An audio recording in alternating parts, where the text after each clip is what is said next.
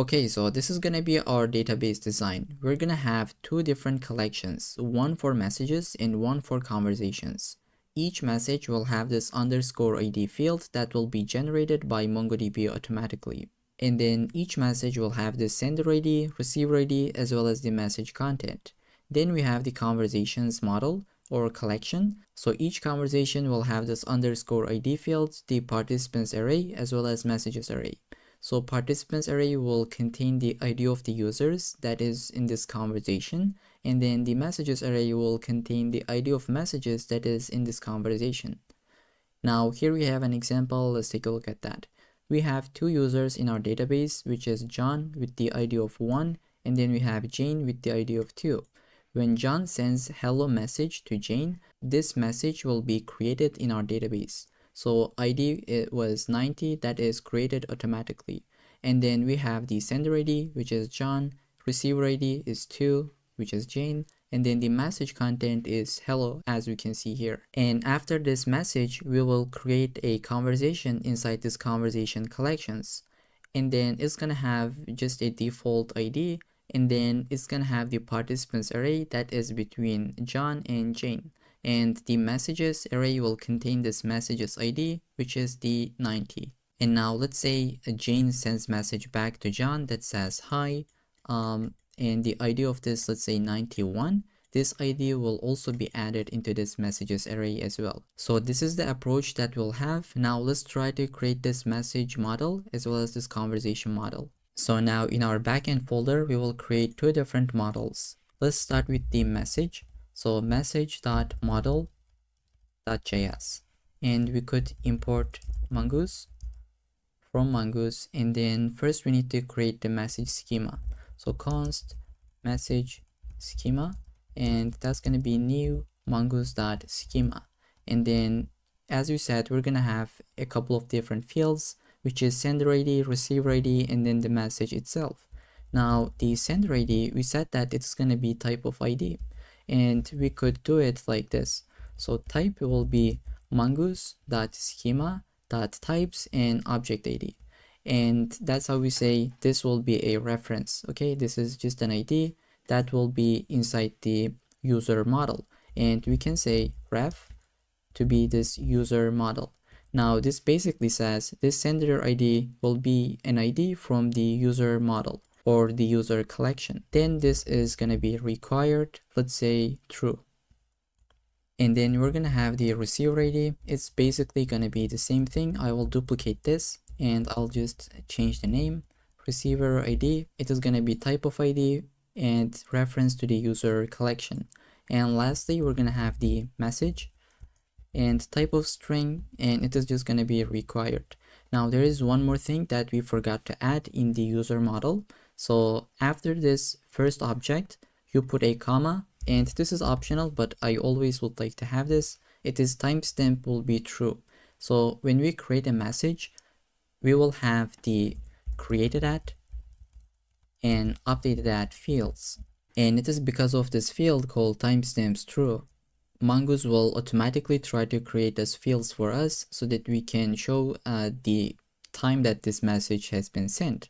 So in our front end, we'll do something like message.created at, and this will give us the time that this message has sent. So let's say maybe 15:30, and you will see and you will understand this better when we get into that part. So I will go here. Now we have the schema. We would like to create the model.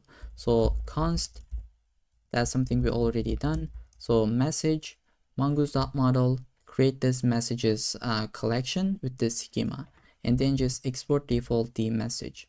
Now we would like to create another model. I'll say conversation.model.js, and now we'll basically try to do the exact same thing. So import mongoose from mongoose, and then we will say const conversation schema and just call this. And first object and the second one will just be timestamp to be true. And then we're gonna go and add the participants array as well as the messages array.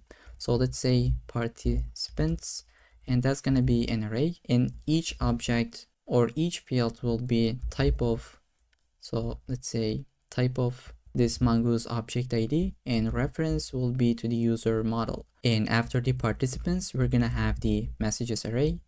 So let's create that. And each field again will be type of this object ID that is coming from Mongoose, and then reference will be to the message model. So we will store message IDs inside the messages array and user IDs inside this participants array. And I think we could also say by default, so when we first start this conversation, it is going to be this empty array, and we will just push our message IDs when we create the messages.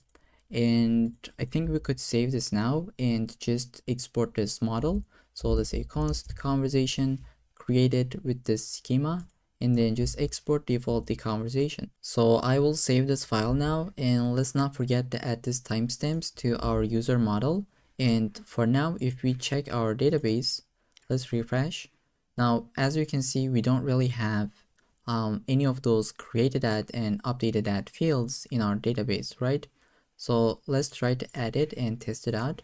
Inside the user model, we will just put this object that is timestamps true. So let's put a comment. I didn't mean to open that up. So created that and updated that. Let's try to sign up with a different account. So I will go and just change these fields. So I'll say maybe Jack John.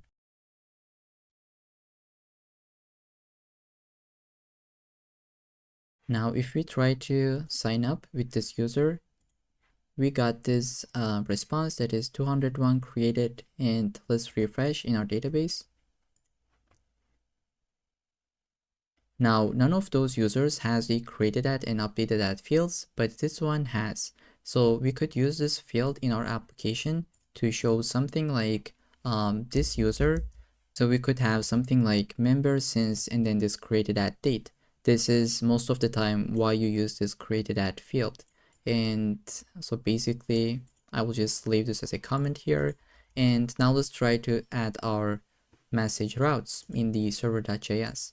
I will duplicate this, that is /API/messages, and we will create message routes, not the message model, sorry, message routes. And let's duplicate this one. That is going to be from message.routes.js file that we'll create in a second, and this should be the name. So let's go into our routes folder and create that message.routes.js. So here we need to import express from express and just create a router. So const router express.router and then export default this router now. So we could create some methods. Let's say maybe router.post, and let's create the send message route first. We'll say /send/, so this will take the user ID, and this will be the user that would like to send a message, and we will put our controller. So let's actually say send message, and we will create this function now inside our controllers. Let's say message dot controller.js and export const this function. That's going to be async, and let's say console log message sent. Now save this file, import this from controller.js. So message controller.js, don't forget the extension, and then inside the server.js, save this file. Now when we go to /API/messages /send/the user ID, we will call this function, and let's test it out now. I will go into the messages collection and add a request. I will copy the URL from here and then just paste it. I will rename this to be send message, make this to be post, and this is going to be API messages/send, and then an ID that could be 123 for now. And if we send this now, this will be hanging. It's because we are not returning any response, but rather in the console we see this message sent. Let's send it again. So let's say cancel and send it again. Now we can see that message sent again. And how do we get this ID from the URL? This is where this request comes into play. So let's say request.params.id. Now this is called as ID because in our route we said that this is an ID. If that was something like user ID, then we would say request.params.user_ID. Okay, it should be like this, but what I would like to have is just to be ID. I will save this now and let's send another request. Okay, if we just send it, request has been sent and it says message sent, and this is the ID. And this is how we will take the user ID and then just send the message to him. So let's do it now actually. We will delete this and just open up a try catch. In the catch, let's send some errors. So we could send something like res.status 500 and then not the message, but let's say error that is gonna be internal server error. And then here we would like to just console log this so that we could debug this error in send message control, and we could say error.message. Now we can get the message ID, or I'm sorry, we could get the message content. So we'll say const the message itself from request.body, and then we would like to get the ID. So const ID from request.params. So it is same thing as if doing ID and then just putting ID here. So instead of putting this, we just destructure that. So some basic JavaScript. And now after this, we need to get the sender ID, which is us, right? The currently authenticated user. So let's say const sender ID and request.user ID. And if we do something like this, this is not gonna work because in the request we haven't set this. And now let's try to add it. And for this, we'll be using a middleware. So inside our message routes, we will say before you run this function, just check if a user is logged in or not. And we could say protect route. So protect this route before you run this function. So this is kind of like authorization, not kind of, but literally this is the authorization process that we are adding. So not every user in our database will be able to just send a message, but only those that can pass this function. So let's create this now. We could add it into a folder, let's say middleware, and then we will just add that function, protect route.js.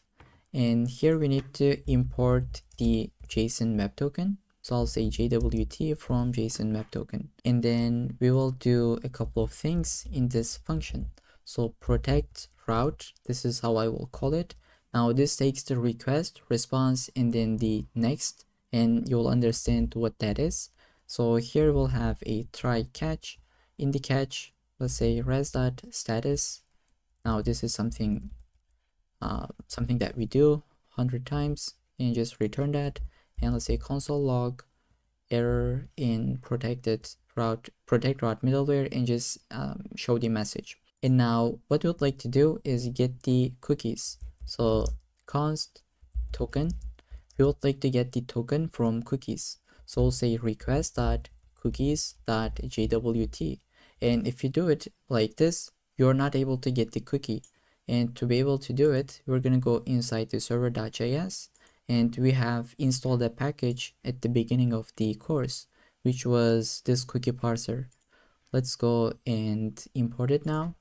So import cookie parser from cookie parser package, and we need to just call it as a middleware. So app.use cookie parser. So before we run any of these routes, we would like to call this middleware so that we'll be able to just access the cookies. And that was inside the protect route. So get the token from our cookies. And if this is undefined, so if there is not token, then we could just return something like unauthorized and there is no token. So I will copy it and maybe just paste it. So return res status 401, and that means unauthorized. And our error is unauthorized, no token provided. Now, if there is a token, that means we pass this if check, and we'll just say decode this. So const decoded, and we'll say JWT dot verify. We call this verify function or method to be able to verify this token. So pass the token, and if you remember, I said that we use this JWT secret to be able to sign this JWT token, right? When we were building this function, I said that this token is used to, this secret is being used to sign this JWT token. And now with the same secret, we are trying to verify or decode this token. And that's why we need this secret. So we'll say if there is not decoded value, then again, we will return some error. So again, I will just paste it. So return rest status 401, which means it is unauthorized. And now you have the token, but it is invalid. But if we pass this if check as well, then we will just say const user in our database. So await user model. Let's import that. So import it. User model.js. Don't forget the extension. We will just say find by ID, and we will pass this decoded.user ID, and it is called user ID. It's because what we have called it when we signed this token. And then now we would like to return this user, but let's just remove the password. So we'll just say select minus password, and this is the user that we have in our database now. So we could even optimize this. So let's say if there is not user, then just return user not found. Let's make this an async function so that we can use await. And lastly, if we just pass all those checks, we will say request.user should be equal to this user. Now in our request field, we have this user that is the user that we have in our database. So this is the currently authenticated user where we can just access it. And we will say call the next function. So this is the next that we have. So we got it as an argument. Let's shrink this. And this will basically, okay, I will explain this in a second. Let's just say export default this function. So after we run all this thing, we'll just say call the next function. And that is going to be this send message.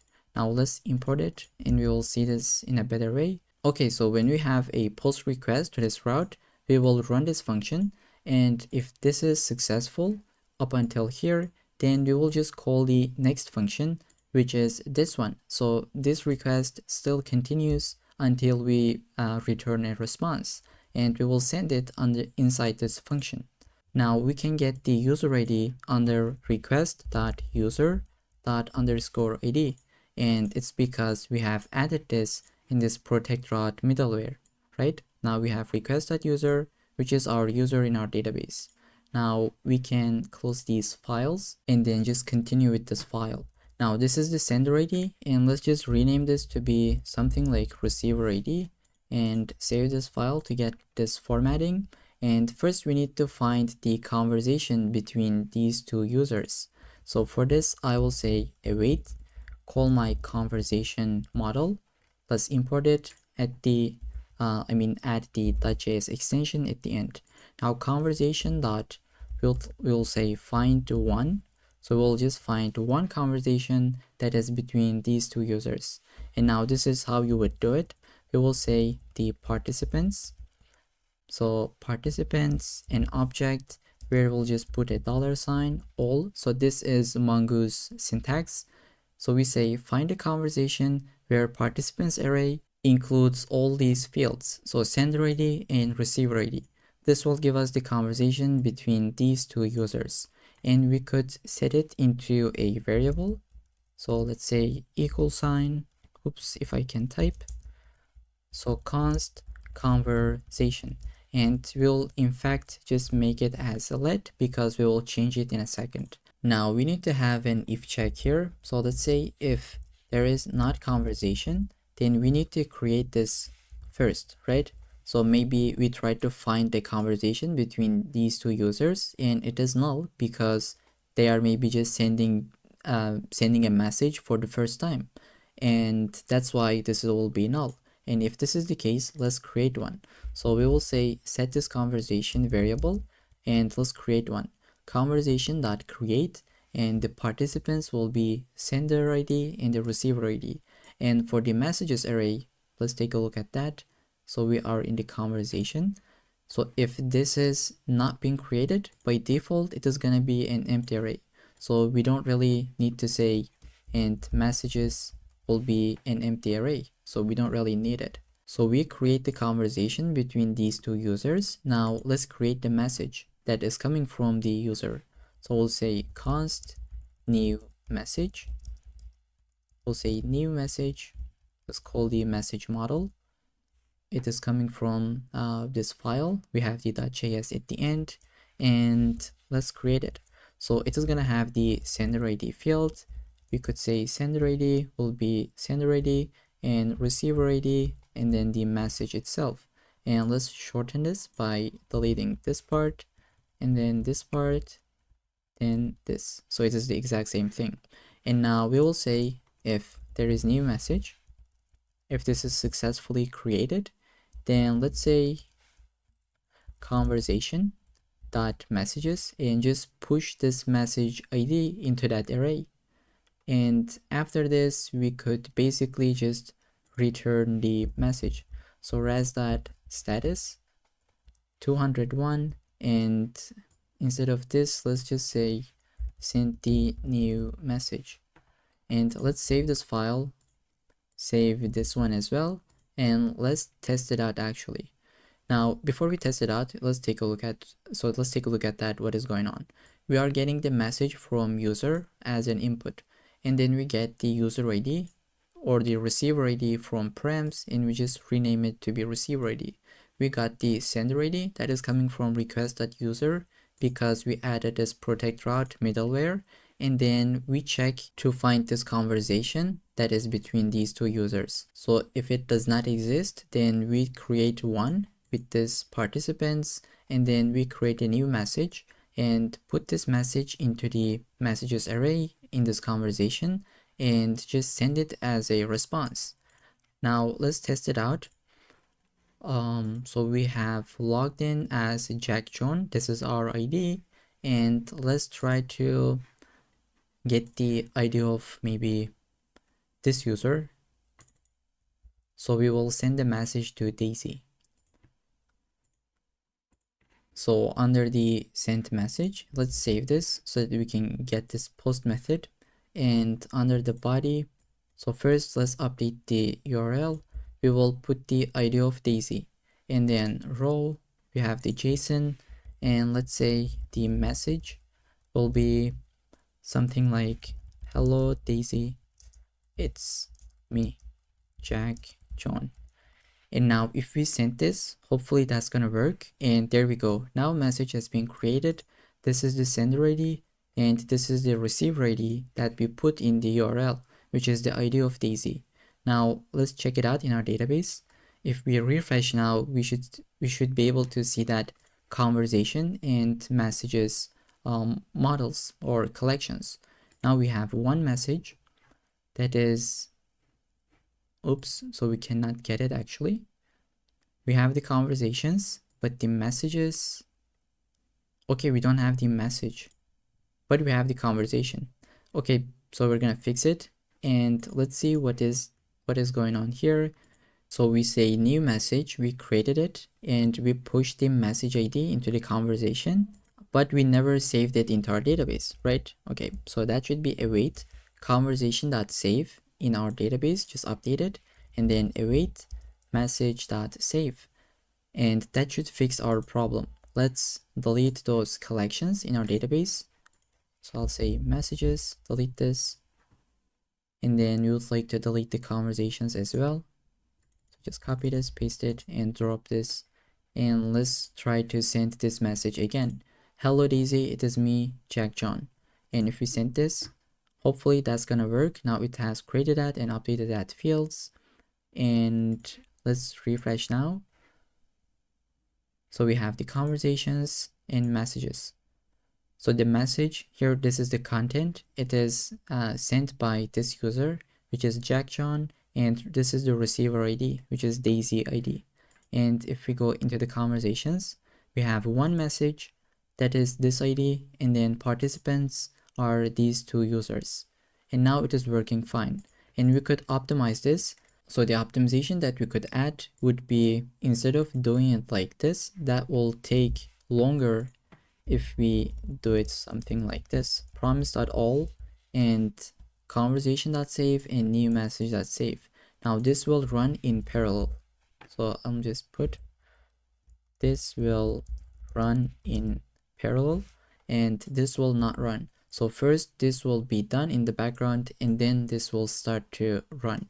So if this takes 1 second, then this needs to wait 1 second to be able to run. But here, this is not the case. This and this will run at the exact same time. Okay, just to have this comment. And yeah, that's going to be basically it for message. So send message controller. Later in the course, we will add, so let's say socket.io functionality. We will go here. Later in the course, we will add it to make it real time, but for now, it's okay. Now, the other thing that we'd like to have to get messages between two users, I will duplicate this route and I'll say this will be a get method, and we will say get messages between the current user and then this user ID that will pass to get messages between those. And we would like to call this function as get messages. And let's create it inside the message controller. I will go into here, shrink this one, or even before I shrink that, I would like to copy this and then say export const get messages async function. It's gonna have try catch, and in the catch, let's put it and error and get messages controller. So inside the try, let's get from the params, let's say request.params. That's gonna give us the ID field. And I would like to rename this to be user to chat ID. Okay, this is the user that we're chatting with, and we would like to get messages between us and him. So we will say const the sender ID. We could get it from request.user._ID, and that was coming from protect route function that we talked about. And again, we would like to find the conversation between them. I will give a bit space. So conversation and await conversation model dot find one, and again it's gonna be where the participants is. So the participants are the sender as well as this user that we would like to chat with. We will find this conversation, and now inside the conversation, if we remember, we had only the message IDs, right? It is the message ID of 90, 91, but we don't know the message content. And to be able to get this message, so now we would like to get every message in this messages array. And for this, Mongoose gives us a method called populate. So we'll just say populate the messages field. Now, instead of returning us this ID of arrays, that will actually return us array of objects and just put each message into that object. So you will understand this in a second. If we just now go and say res.status of 200, let's just return the conversation.messages, and let's save this file as well. But first import the function, and now we would like to get messages between so let's create another request. I will duplicate this. So send message copy, that should be get messages, and that's gonna be get request. And this URL, we could say get messages between us and, if I can update, okay, get the messages between logged in user and this user. I will send it. Okay, so we have an error. Let's see what that is. So we said that's gonna be get. Okay, the URL is wrong, it is not going to be sent. We'll just delete that part. Now let's send it again. And here we can see we got the messages between us and Daisy. Now, instead of getting references, we have an object that is the message itself. And it is because of this populate method that we are using. We say inside this conversation, don't just give us the messages array, but rather give us each message one by one. So it is not reference, but the message itself. I'll just put a comment, not reference, but actual messages. And we could optimize this code by adding some error handling. So let's say if there is not any, so if this conversation does not exist, then we could just say return res status of 200, but the array will be empty. And then maybe instead of saying conversation.messages, we could just say messages and conversation.messages and just update this field with the variable. And with this, I think our function has been completed. Now let's try to send a message to a different user. Inside the users, I would like to send a message to John. I will copy his ID, and remember we are logged in as this Jack John user. I will try to send another message to this user. I will say hello John, it's me Jack, and send it. Now message has been sent. There we can see it's been created, and let's double check this. So that message is here. Now it has been created inside the conversation as well. Now that was the conversation between us and Daisy, but now this is the conversation that is between us and John Doe. Now let's get the messages between us and this John Doe. So I'll copy this ID, and then if we pass this, we're gonna get the array of messages. And if we had multiple messages, so hello John, it's me Jack John 2, so this is the second message. And if we say get messages, now we have the other message as well, so the second message and the first message. And now with this, we have completed our message controllers as well, and I hope you're able to see how easy it is to actually build this if you know the fundamentals. Now the next thing that we'd like to add will be user controllers and user routes. And for the user routes, again, we'll go into the server.js and just duplicate one of those. And let's say this will be API/users, and we could say user routes, and we will just duplicate this. Now let's give it a bit space. So this is our routes, this is our package imports, and this is database import.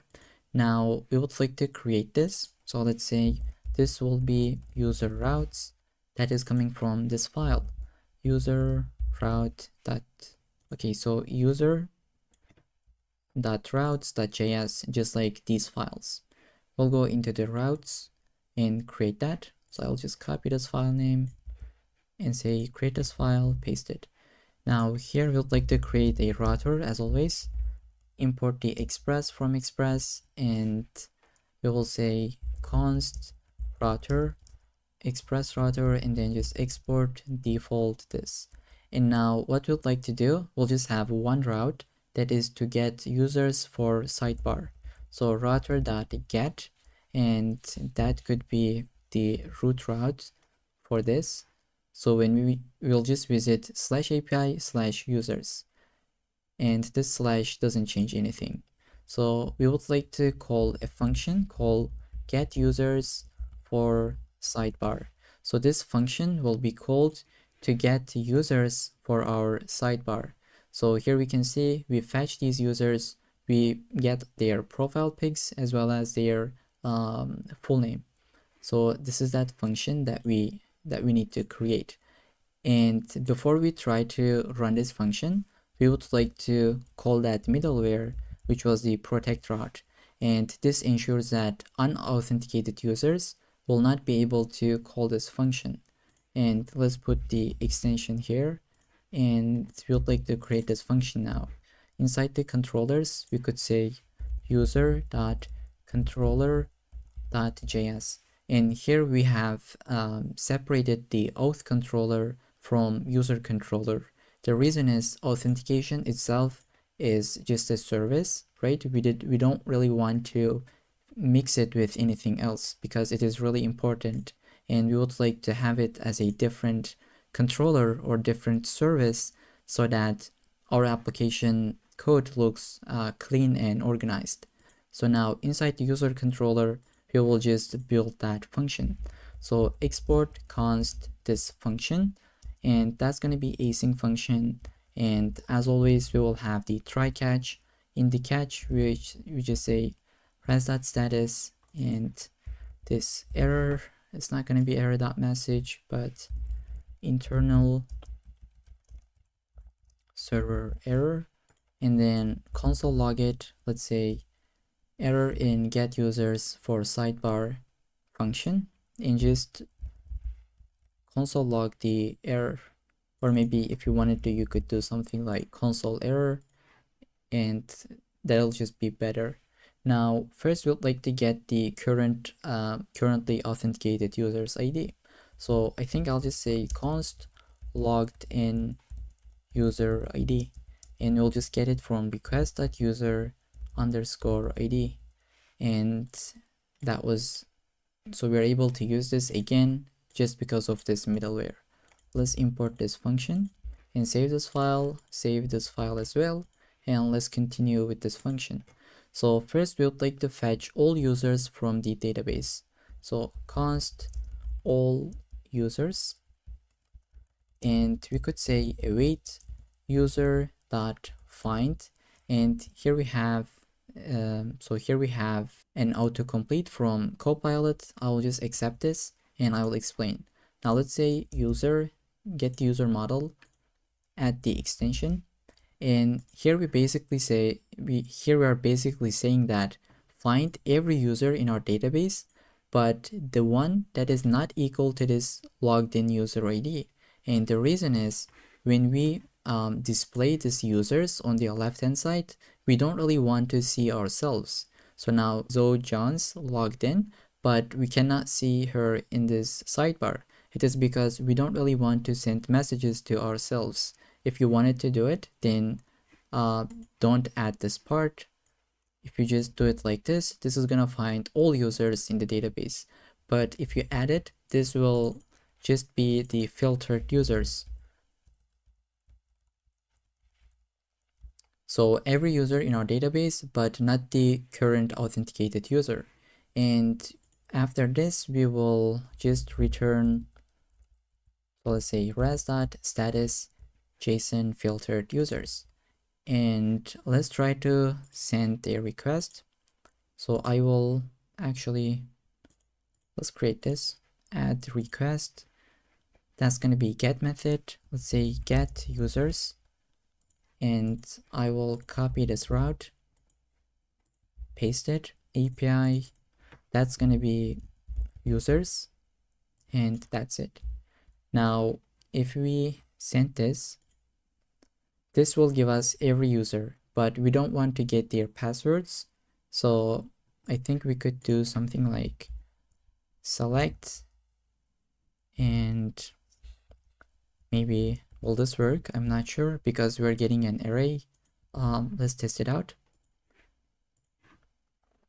And yeah, actually it worked. Now we don't have the passwords. So that's gonna be it for our user routes, where we just have only one controller to get users for sidebar. So we try to fetch every single user in our database, but not the logged in user. And we just return this as a response. And I think we have completed everything in our backend. The only thing that is missing is scikit.io, which is something that we'll be adding before the deployment. And now the next thing that we'd like to add is designing the front end. So let's take a 5-minute break and then we'll continue.